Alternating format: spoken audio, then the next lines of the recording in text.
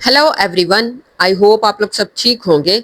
आज हम लोग डिस्कस करने जा रहे हैं devil on the cross bye नकोगी वा तियोंगो। नकोगी वा तियोंगो ये अफ्रीका के सबसे बड़े और इन्फ्लुएंशियल नॉवलिस्ट, ड्रामाटिस्ट, एसेइस्ट और लिटरेरी क्रिटिक्स में शुमार होते हैं। उनकी पैदाइश लेमोरो, कीनिया में हुई।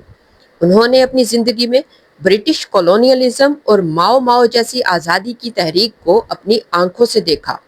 इन्हीं तजर्बात ने उनकी सोच और राइटिंग्स पर गहरा असर डाला। उनके ज़्यादातर नावल और assess colonialism, new colonialism, cultural injustice, exploitation, corruption और अफ्रीकी कल्चर और लैंग्वेज के तहफ़्फ़ुज़ जैसे सब्जेक्ट्स पर मबनी है। शुरू में नगोगी अपनी किताबों को, अपनी राइटिंग्स को इंग्लिश लैंग्वेज में लिखते थे, लेकिन बाद में उन्होंने फैसला किया कि वो अपने वर्क्स को अपनी नेटिव लैंग्वेज गिकोयो में लिखेंगे, जिसका मकसद कॉलोनियलिस्ट इफेक्ट्स की मुखालफत करना और अफ्रीकी आइडेंटिटी और कल्चर को फ़रोग देना था। 1977 में कीनिया की हुकूमत पर तनकीद करने की वजह से उन्हें जेल भेज दिया गया। जेल में उन्होंने डेविल ऑन द क्रॉस को जेल के टॉयलेट पेपर पर लिखा। आज नगोगी वा थियोंगो को पोस्ट कॉलोनियल लिटरेचर के अजीम तरीन राइटर्स में शुमार किया जाता है। आज जो नावल हम पढ़ने जा रहे हैं, डेविल ऑन द क्रॉस, ये थियोंगो ने 1980 में पब्लिश किया। ये नावल पहले गिकोयो लैंग्वेज में केटानी मोथोरोबा इनी जैसे नाम से लिखा गया, जिसे बाद में राइटर ने खुद ही इंग्लिश लैंग्वेज में ट्रांसलेट किया। ये नावल जेसेंटा वारेंगा नामी एक नौजवान कीनियन लड़की की कहानी है, जिसकी जिंदगी बेरोजगारी, गुर्बत, धोखे और एक्सप्लॉयटेशन की वजह से बिखर जाती है। अपनी मुश्किलात के बाद वरेंगा एक अजीबो गरीब तकरीब में शिरकत करती है, जिसका नाम है डेविल्स फीस्ट। वहाँ मुल्क के अमीर ताजर और बिजनेसमैन इस बात पर फख्र करते हैं कि उन्होंने आम लोगों को किस तरह से एक्सप्लॉइट करके दौलत कमाई है। इस सिंबॉलिक तकरीब के जरिए राइटर मुआशरे में मौजूद ग्रीड, करप्शन, नाइंसाफ़ी यानी कि इनजस्टिस और एक्सप्लॉयटेशन को बेनकाब करते हैं। ये नावल रियलिज्म, सटायर, फोकलोर और पॉलिटिकल एलेगरी का खूबसूरत कम्बिनेशन है। राइटर इसके जरिए न्यू कॉलोनियलिज्म और कैपिटलिज्म पर सख्त तनकीद करते हैं और अवाम को जुल्म और नाइंसाफ़ी के खिलाफ आवाज़ उठाने की तरगीब देते हैं। तो चलिए पहले इस नावल की समरी पढ़ते हैं, उसके बाद इसका एनालिसिस करेंगे। Devil on the cross bye नगोगी वा थियोंगो ये एक ताकतवर सियासी और समाजी नावल है। इस नावल में कीनिया की आज़ादी के बाद पैदा होने वाले करप्शन, ग्रीड, कॉलोनियलिस्ट सिस्टम की नई शक्ल और आम लोगों को एक्सप्लॉइट करने का एक नया सिस्टम बेनकाब किया गया है। इस कहानी का सेंट्रल कैरेक्टर है जेसेंटा वारेंगा।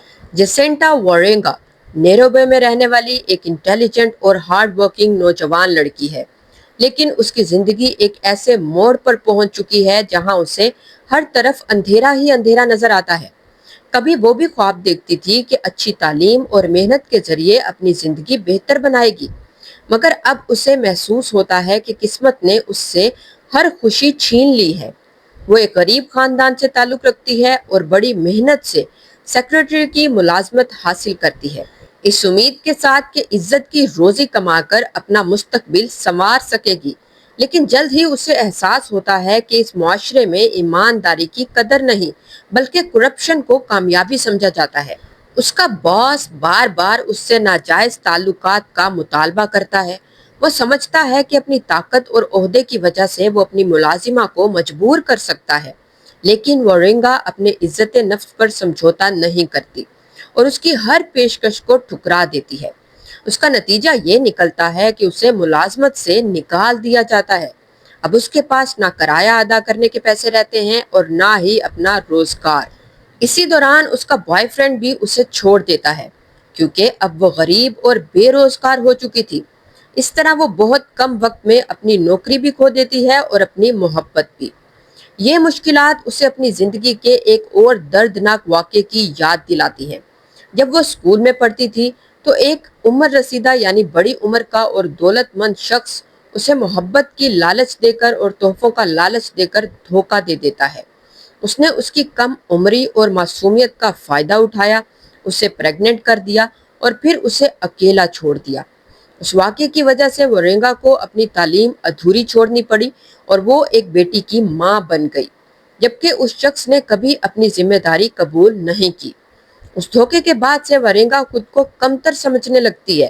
وہ سوچتی ہے کہ اس معاشرے میں خوبصورتی، جوانی اور ایمانداری کی کوئی قیمت نہیں، کیونکہ طاقتور لوگ ہمیشہ کمزوروں کو ایکسپلائٹ کرتے ہیں۔ بار بار کی ناکامیوں نے اسے یقین دلا دیا ہے کہ اس کی زندگی صرف دکھوں کا ایک نہ ختم ہونے والا سلسلہ ہے۔ آخر کار وہ اس قدر مایوس ہو جاتی ہے کہ خودکشی کا فیصلہ کر لیتی ہے۔ وہ ایک مصروف سڑک پر جا کر آنے والی گاڑی کے سامنے خود کو پھینکنے کا ارادہ کرتی ہے۔ اسے لگتا ہے کہ موت ہی اسے غربت، بے عزتی اور تنہائی سے نجات دلا سکتی ہے، لیکن عین اسی لمحے ایک اجنبی شخص اسے دیکھ لیتا ہے اور اسے خودکشی سے روک دیتا ہے۔ یہ مختصر سی ملاقات ورینگا کی زندگی بدل دیتی ہے۔ اگرچہ وہ ابھی بھی پریشان ہے، مگر اس کے دل میں یہ خیال پیدا ہوتا ہے کہ شاید اس کی زندگی کا ابھی بھی کوئی مقصد باقی ہے۔ یہی لمحہ اس کی خود شناسی اور تبدیلی کے سفر کا آغاز بنتا ہے۔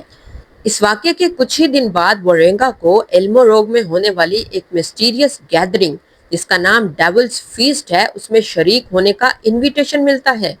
یہ دعوت عجیب اور ناقابل یقین محسوس ہوتی ہے، مگر اس کے پاس کھونے کے لیے کچھ باقی نہیں رہتا، اس لیے وہ وہاں جانے کا فیصلہ کرتی ہے۔ وہ موآورو کی چلائی ہوئی ماتوتو یعنی مشترکہ منی بس میں سوار ہوتی ہے۔ یہ سفر صرف ایک شہر سے دوسرے شہر تک جانے کا سفر نہیں، بلکہ کینیا کی پولیٹیکل، سوشل اور مورل کنڈیشن کو سمجھنے کا ایک سمبولک جرنی بن جاتا ہے۔ اس سفر میں ورینگا کے ساتھ مختلف طبقوں سے تعلق رکھنے والے لوگ سفر کر رہے ہوتے ہیں۔ ان میں ونگاری نامی ایک بزرگ خاتون بھی شامل ہوتی ہے، جس نے اپنی زندگی انصاف اور عام لوگوں کی مدد کے لیے وقف کر رکھی ہے۔ اس کا یقین ہے کہ آزادی کی جدوجہد کرنے والوں کے خواب کرپٹ حکمرانوں نے توڑ دیے ہیں۔ ایک اور مسافر موتوری ہے، جو مزدور طبقے کی نمائندگی کرتا ہے۔ اس کا کہنا ہے کہ مزدور اپنی محنت سے ملک کی دولت پیدا کرتے ہیں، لیکن اس دولت کا فائدہ صرف سرمایہ دار اور سیاستدان اٹھاتے ہیں۔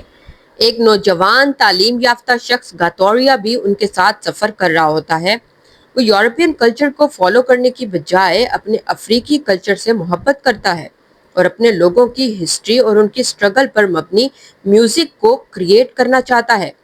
ان تمام کرداروں کی کہانیاں مل کر ایک ایسے معاشرے کی تصویر پیش کرتی ہیں جہاں پر کرپشن، انجسٹس اور ایکسپلائٹیشن عام ہے۔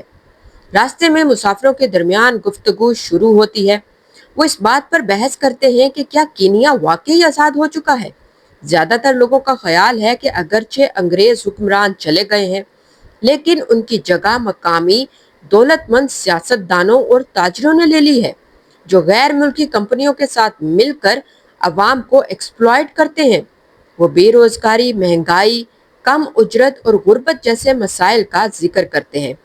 ان کے مطابق آزادی کے وقت لوگوں نے انصاف اور برابری کی امید کی تھی، مگر فائدہ صرف چند امیر افراد کو ہوا، جبکہ عام لوگ پہلے کی طرح غریب ہی رہے۔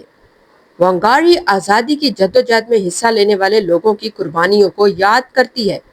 وہ کہتی ہے کہ ان بہادر مردوں اور عورتوں نے اس امید پر جانیں قربان کی کہ آزادی کے بعد ایک جسٹس پہ مبنی معاشرہ قائم ہوگا، لیکن آج وہی لوگ غربت میں زندگی گزار رہے ہیں، جبکہ کرپٹ حکمران عالی شان گھروں، مہنگی گاڑیوں اور بے بنا دولت کے مالک بن چکے ہیں۔ اس کے مطابق حقیقی آزادی ابھی تک نہیں آئی، کیونکہ ملک آج بھی معاشی طور پر غیر ملکی طاقتوں کا محتاج ہے۔ موتوری اپنی زندگی کے تجربات بیان کرتا ہے۔ وہ کہتا ہے کہ کارخانے، کھیت اور کاروبار مزدوروں کی محنت کے بغیر نہیں چل سکتے، مگر مزدوروں کو ان کی محنت کا بہت کم معاوضہ ملتا ہے۔ ان سے زیادہ کام لیا جاتا ہے، کم اجرت دی جاتی ہے، اور اگر وہ اپنے حقوق کا مطالبہ کریں تو انہیں نوکری سے نکال دیا جاتا ہے۔ اس کا یقین ہے کہ مزدور صرف اتحاد کے ذریعے ہی اپنے حقوق حاصل کر سکتے ہیں۔ اس کے خیالات ناول میں سوشل کانفلکٹ اور انجسٹس کو نمایاں کرتے ہیں۔ کتوریا ایک مختلف نقطہ نظر پیش کرتا ہے۔ وہ کہتا ہے کہ بہت سے تعلیم یافتہ افریقی اپنے کلچر کو چھوڑ کر یورپین کلچر کو فالو کرتے ہیں، جبکہ اصل آزادی اسی وقت حاصل ہوگی جب افریقی اپنے کلچر، اپنے لینگویج اور اپنے ہسٹری پر فخر کرنا سیکھیں گے۔ اسی لیے وہ ایسا میوزک کریٹ کرنا چاہتا ہے جو کینیا کی اصل ہسٹری اور عوام کی سٹرگل کو بیان کرے۔ اب سفر کے دوران مختلف کہانیاں سامنے آتی رہتی ہیں۔ کوئی بتاتا ہے کہ کس طرح تاجر کسانوں کو دھوکہ دے کر امیر بنتے ہیں، کوئی سیاستدانوں کی کرپشن کا ذکر کرتا ہے، اور کوئی رشوت خور سرکاری افسروں کی حقیقت بیان کرتا ہے۔ لوگ یہ بھی بتاتے ہیں کہ غیر ملکی کمپنیاں کینیا سے منافع تو کماتی ہیں، لیکن مزدوروں کو مناسب اجرت نہیں دیتی۔ اس طرح یہ ماتوتو پوری کینیا کے معاشرے کی ایک چھوٹی سی تصویر بن جاتی ہے۔ اسی سفر میں مواورا کی شخصیت بھی واضح ہوتی ہے۔ وہ ذہین اور چالاک آدمی ہے، مگر اس کے نزدیک دولت سب سے اہم چیز ہے، چاہے وہ کسی بھی طریقے سے حاصل کی جائے۔ وہ سمجھتا ہے کہ کامیابی انہی لوگوں کو ملتی ہے جو ہر موقع سے فائدہ اٹھانا جانتے ہیں۔ اس کی سوچ باقی لوگوں سے بالکل ڈیفرنٹ ہے۔ اس کردار کے ذریعے رائٹر ہمیں دکھاتا ہے کہ لالچ عام لوگوں کو بھی کرپٹ بنا دیتی ہے۔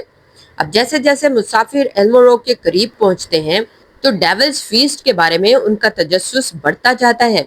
کچھ لوگوں کا خیال ہے کہ وہاں ملک کے بڑے بڑے بزنس مین، پولیٹیشنز اور فارن انویسٹرز جمع ہوں گے، جبکہ کچھ اسے محض ایک افواہ سمجھتے ہیں۔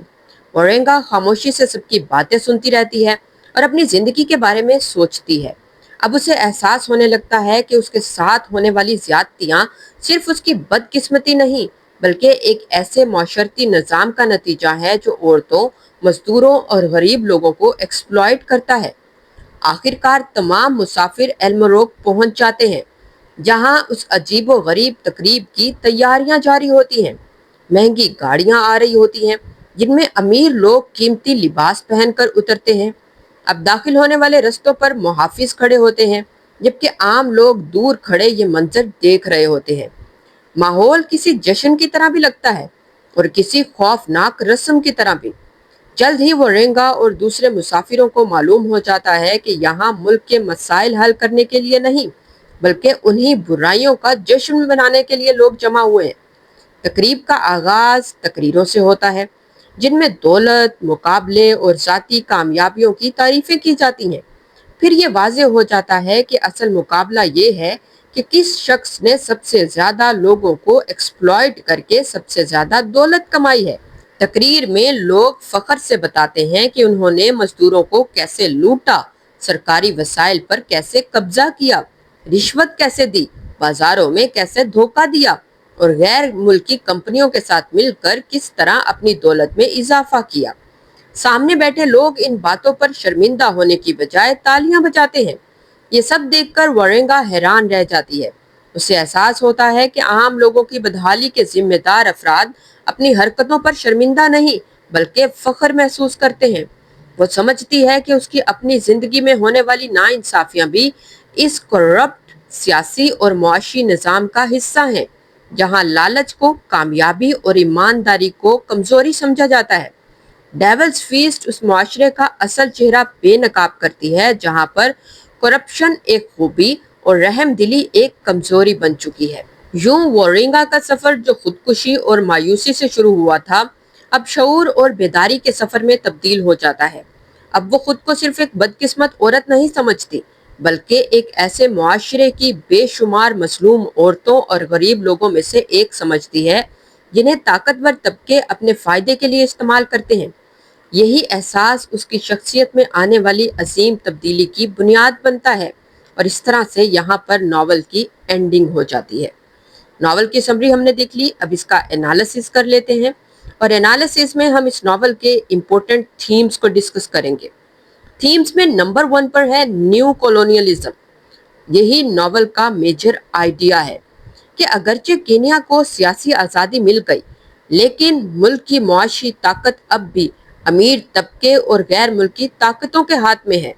حکمران، بزنس مین اور بڑی کمپنیاں مزدوروں اور غریب کسانوں کو ایکسپلائٹ کر کے اپنی دولت میں اضافہ کرتی ہیں، اور اس طرح سے کولونیلزم نیو کولونیلزم کی فارم میں آج بھی ایگزسٹ کرتا ہے۔